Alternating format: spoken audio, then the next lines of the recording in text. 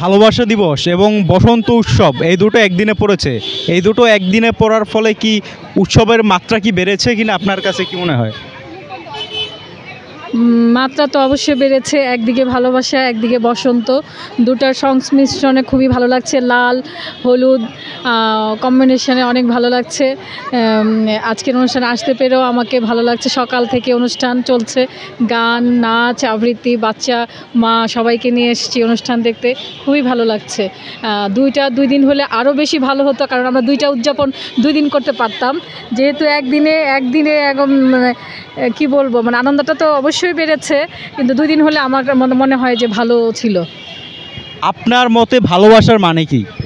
ভালোবাসা তো ভালোবাসাই, ভালোবাসা সবাইকে ভালোবাসা যায়। এই যে বাবুটা, ওকে আমি ভালোবাসি, মাকে ভালোবাসি।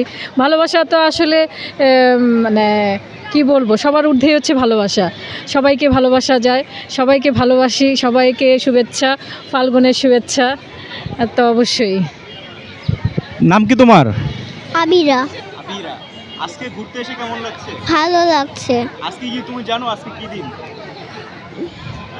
হ্যাঁ, বলো। ভালোবাসা দিবস, ফাল্গুন।